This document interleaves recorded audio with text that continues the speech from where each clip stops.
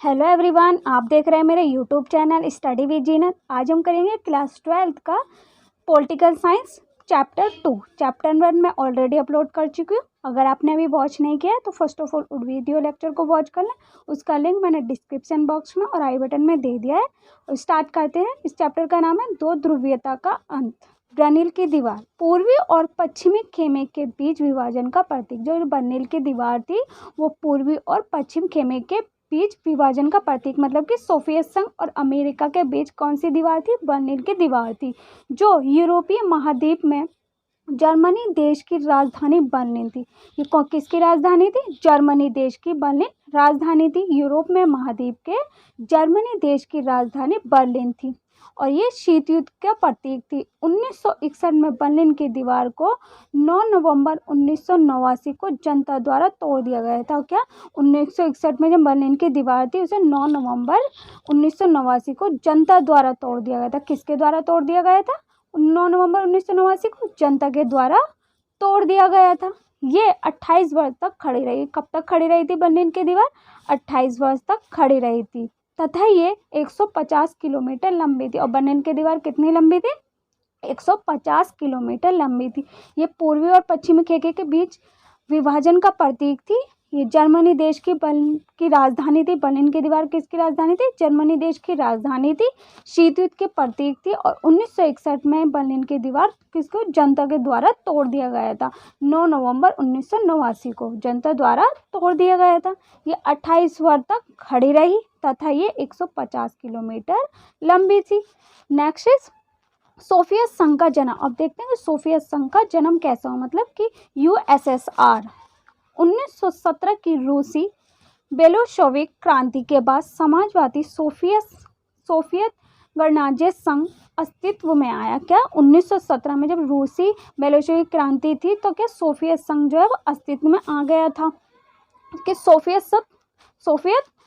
प्रणाली क्या है? सोवियत संघ में समतावादी समाज के निर्माण के लिए केंद्रीकृत योजना के सोवियत संघ में जो समतावादी समाज के निर्माण के लिए केंद्रित योजना राज्य के नियंत्रण आधारित और साम्यवादी दल द्वारा निर्देशित व्यवस्था सोवियत प्रणाली कहलाई। क्या जो सोवियत संघ में समतावादी समाज के निर्माण के लिए केंद्रित योजना थी वो नियंत्रण पर आधारित और साम्यवादी दल द्वारा निर्देशित व्यवस्था सोवियत प्रणाली कहलाएगी।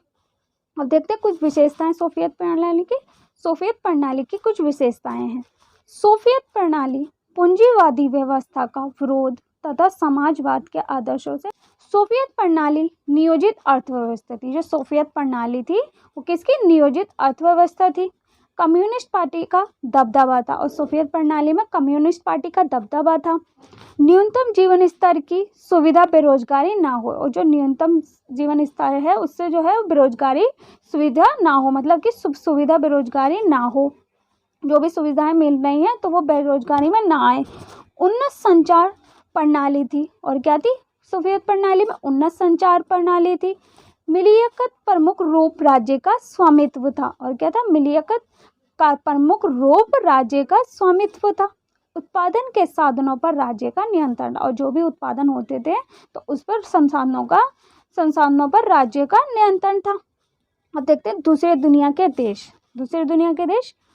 पूर्वी यूरोप के देशों को समाजवादी प्रणाली की तर्ज पर ढाला गया था। क्या जो पूर्वी यूरोप थे उन्हें समाजवादी प्रणाली की तर्ज पर ढाला गया था। इन्हें ही समाजवादी खेमे के देश या दूसरी दुनिया कहा गया। जो पूर्वी यूरोप के जो देश थे समाजवादी प्रणाली को तर्ज पर ढाला गया था और इन्हें ही समाजवादी खेमे के देश या दूसरी दुनिया कहा गया। और इन्हें क्या गया? समाजवादी को कि दूसरी दुनिया कहा गया।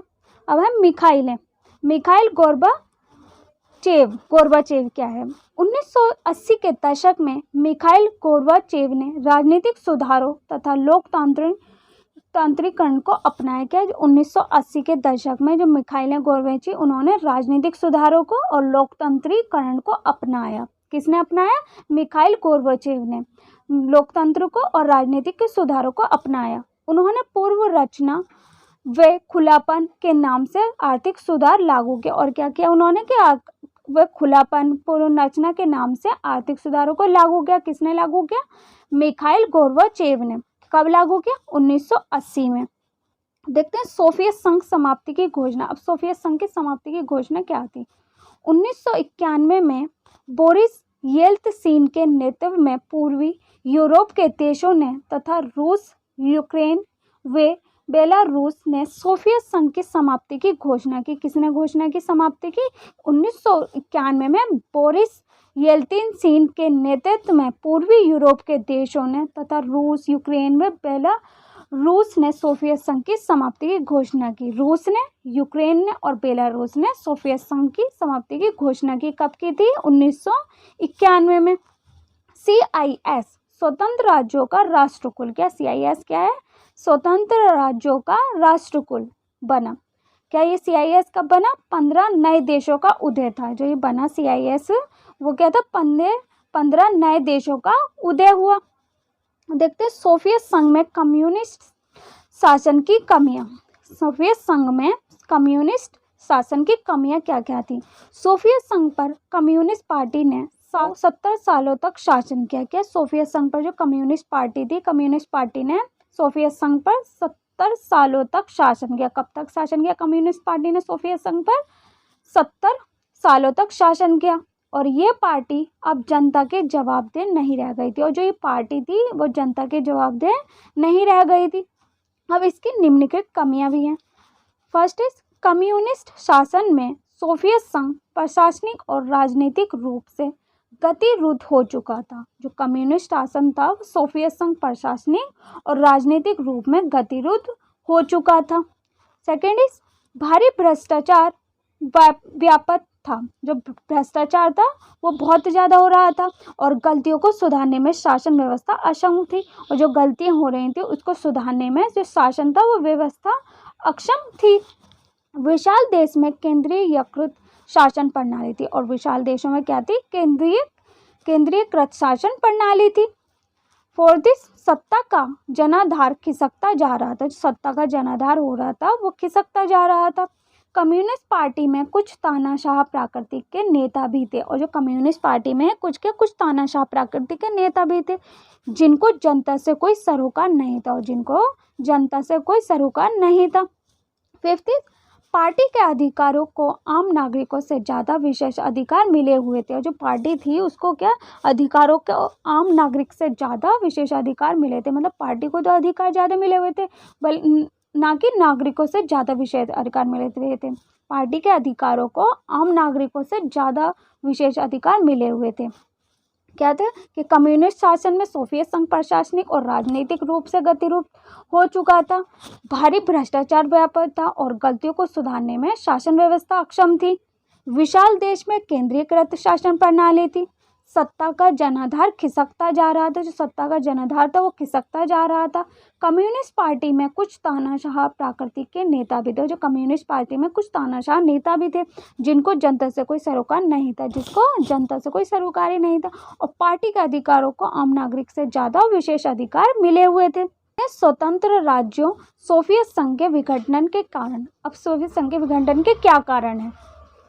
नागरिकों की राजनीतिक और आर्थिक आकांक्षाओं को पूरा ना कर पाना। क्या था कि सोवियत संघ के विघटन का पहला कारण?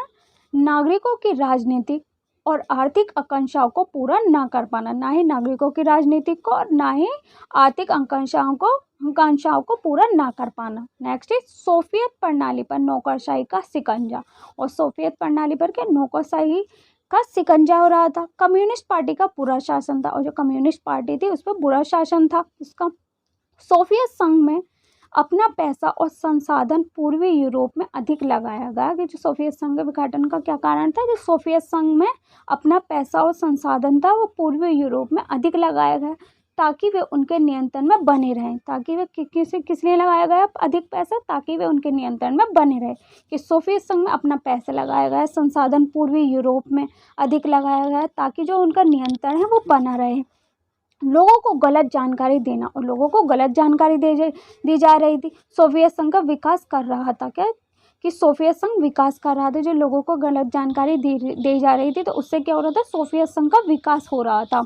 संसाधनों का अधिकतम उपयोग परमाणु हथियारों पर करना था और संसाधनों का अधिकतम जो संसाधनों का उपयोग हो रहा था वो परमाणु हथियारों पर करना था। अधिकतम उपयोग परमाणु हथियारों पर करना था।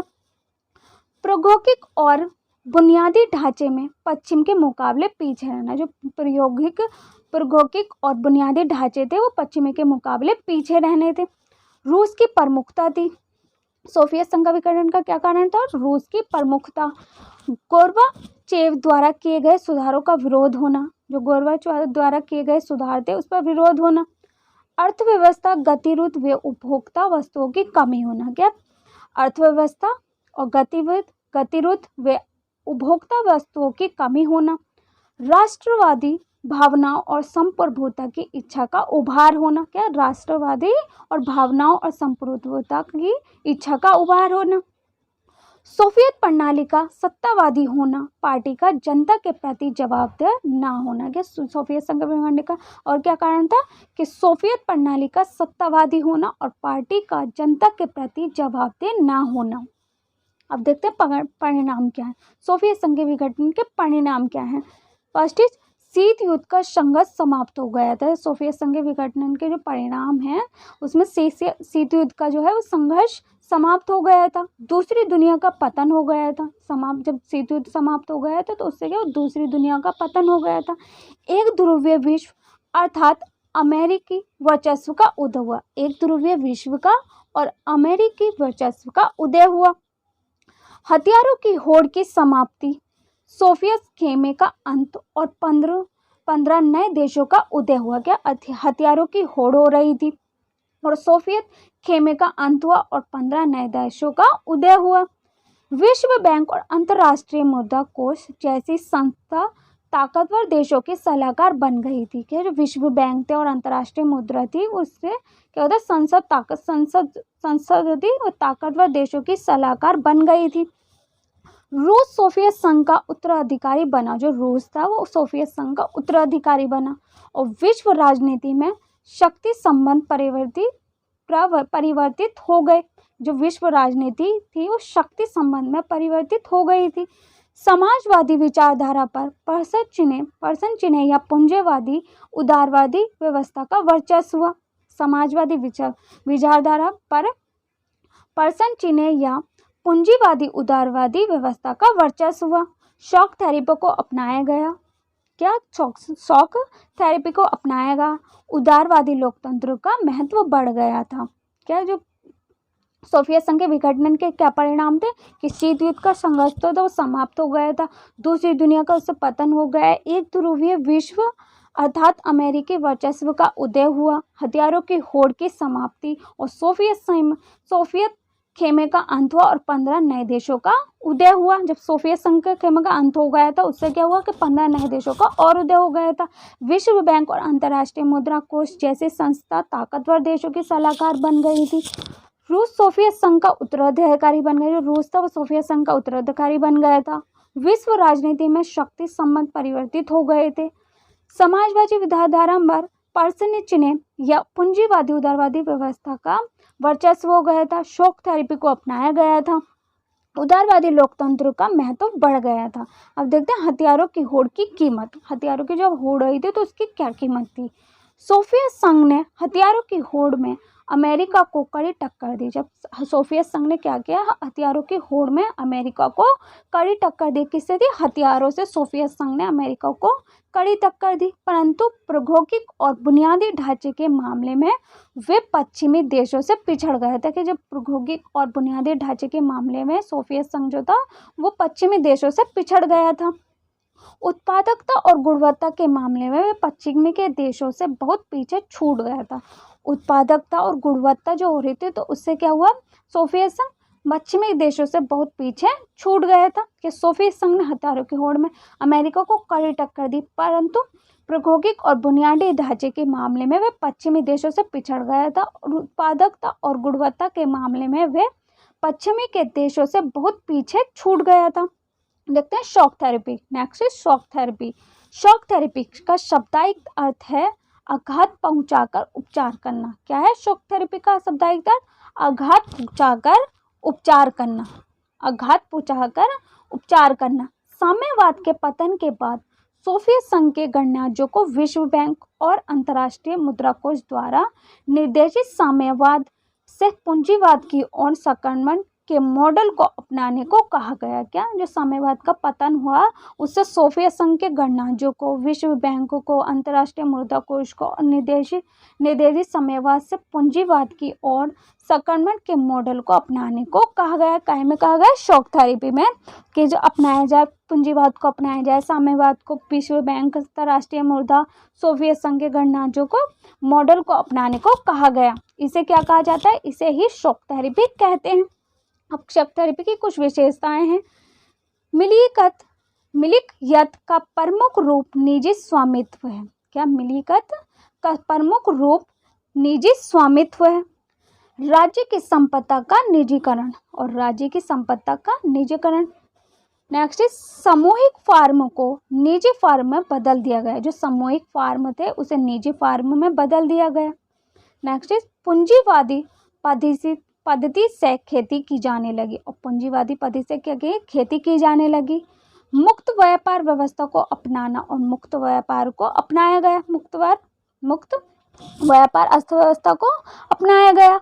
मुद्राओं की आपसी परिवर्तनीयता, मुद्राओं की आपसी परिवर्तनीयता। पश्चिमी देशों की आर्थिक व्यवस्था से जुड़ाव और पश्चिमी देशों की आर्थिक व्यवस्था से जुड़ाव किया गया।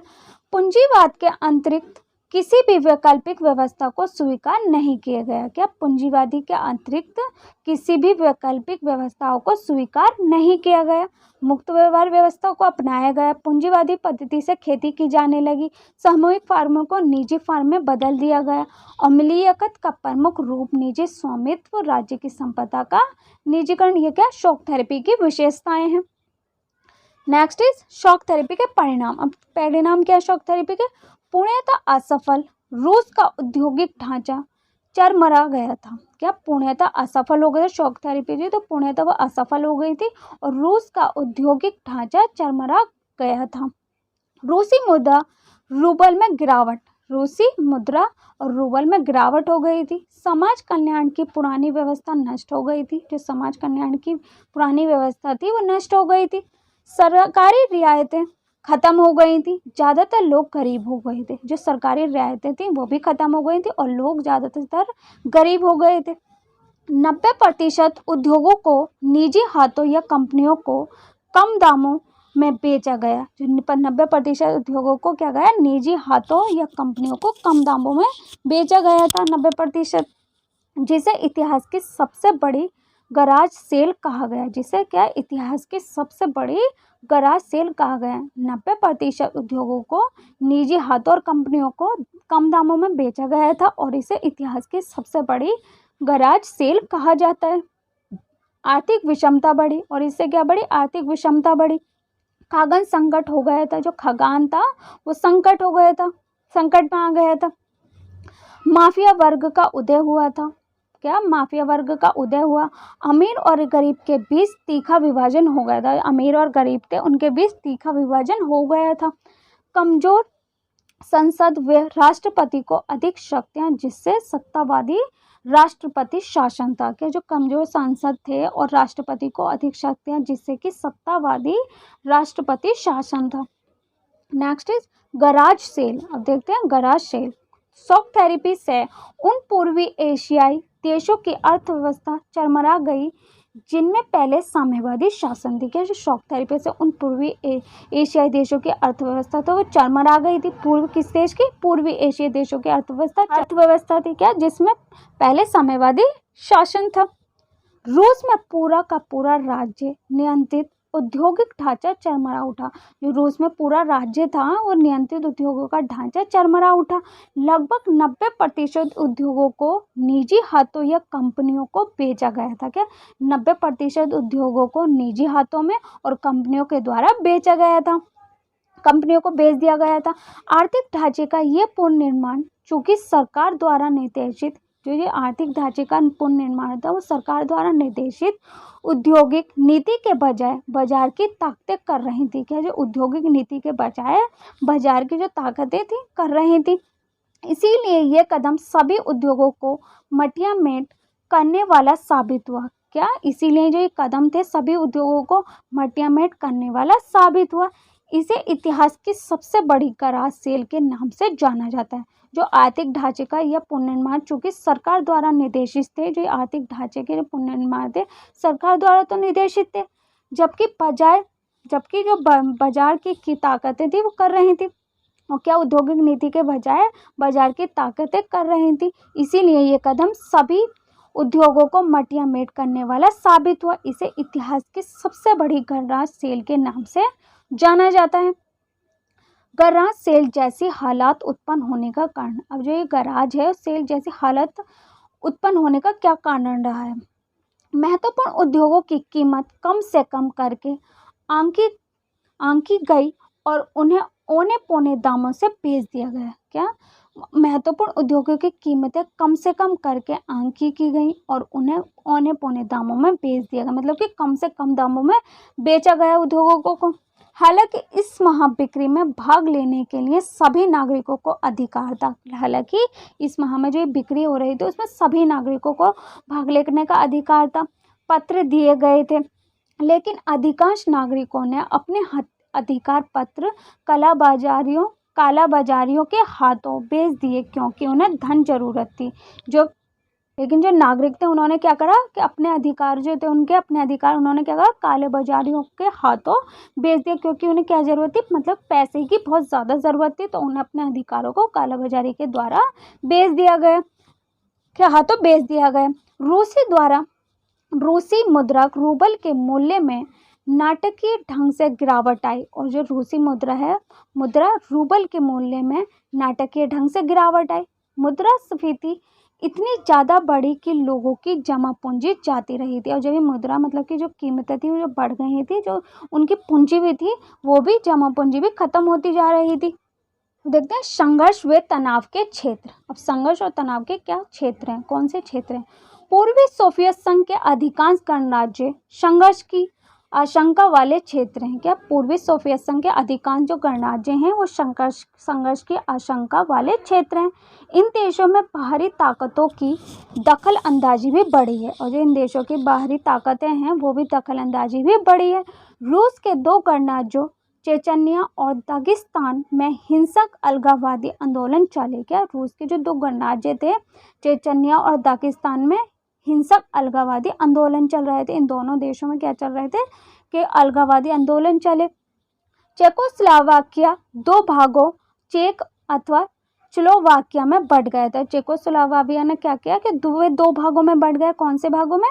कि चेक तथा स्लोवाकिया में बढ़ गया था। क्या? संघर्ष व तनाव के क्षेत्र क्या थे कि पूर्व सोवियत संघ के अधिकांश गणराज्य संघर्ष की आशंका वाले क्षेत्र थे। जो ये क्षेत्र थे आशंका वाले क्षेत्र थे। इन्हीं देशों में भारी ताकतों की दखल अंदाजी भी बढ़ी, और जो ये देश थे इसमें क्या बड़ी ताकतों की दखल अंदाजी भी बढ़ी।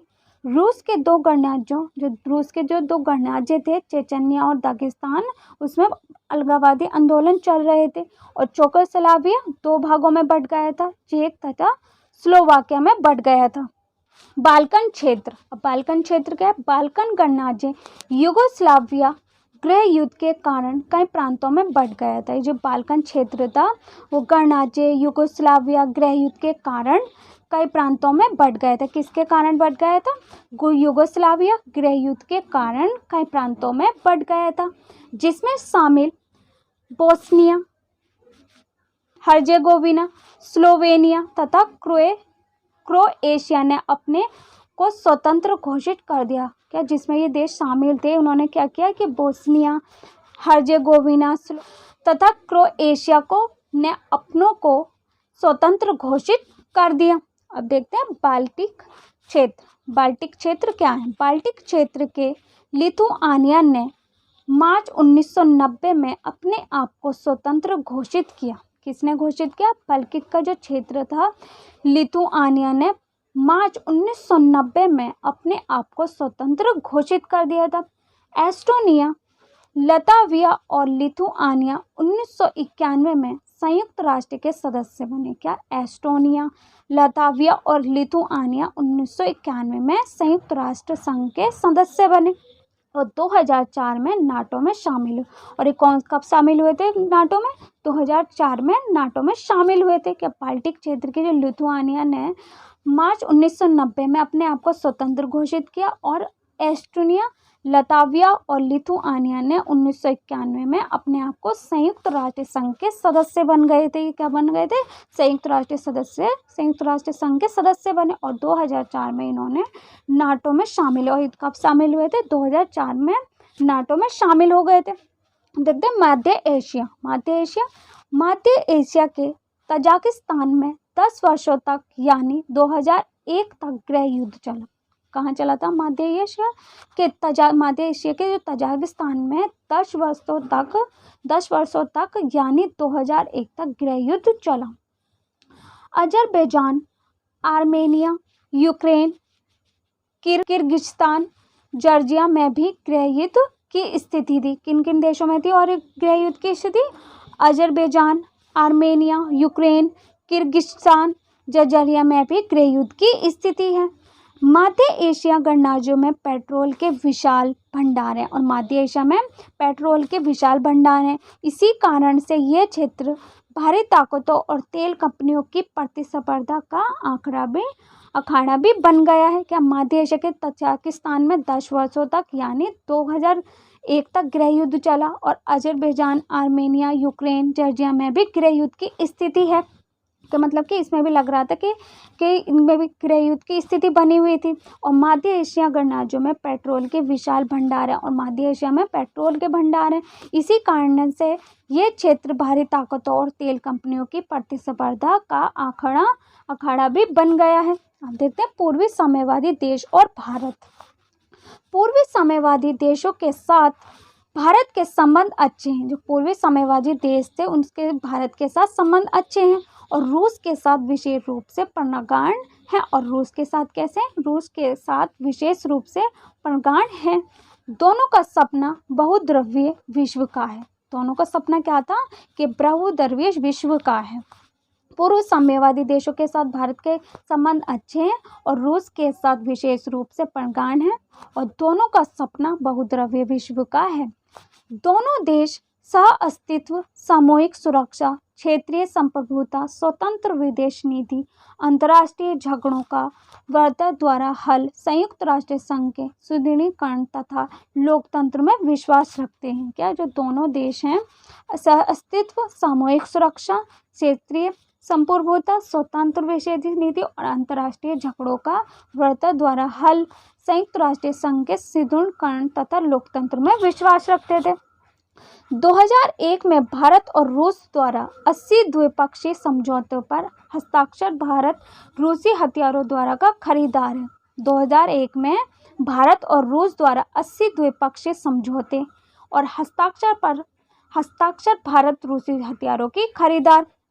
रूस से तेल का आयात, परमाणु योजना तथा अंतरिक्ष योजना भी रूसी मदद। कजाकिस्तान और तुर्कमेनिस्तान के साथ ऊर्जा आयात बढ़ाने की कोशिश की गई। किसके साथ ये कोशिश की गई ऊर्जा आयात बढ़ाने की? कजाकिस्तान और तुर्कमेनिस्तान के साथ ऊर्जा आयात बढ़ाने की कोशिश। गोवा में दिसंबर 2016 में हुए ब्रिक्स सम्मेलन के दौरान रूस भारत के बीच हुए 17वें वार्षिक सम्मेलन में भारत के प्रधानमंत्री नरेंद्र मोदी एवं रूस के राष्ट्रपति व्लादिमीर पुतिन के बीच रक्षा, परमाणु ऊर्जा, अंतरिक्ष अभियान समेत आर्थिक संबंधों को बढ़ावा देने एवं उनके लक्ष्यों की प्राप्ति पर बल दिया गया। क्या गोवा में दिसंबर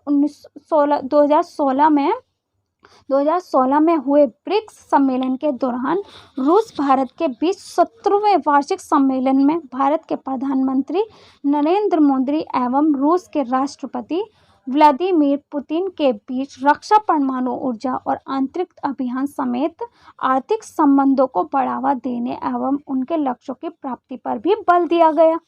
2001 में भारत और रूस द्वारा 80 द्विपक्षीय समझौतों पर हस्ताक्षर भारत रूसी द्वारा का खरीदार हुआ। तो दोनों का सपना बहुद्रव्यीय विश्व का था और पूर्वी साम्यवादी देशों के साथ भारत के संबंध अच्छे हैं और रूस के साथ विशेष रूप से प्रगाढ़ हैं। तो फ्रेंड्स यही वीडियो का एंड करते हैं। मेरी वीडियो कैसी लगी कमेंट्स बॉक्स में लिखकर ज़रूर बताना। Thanks for watching. My video.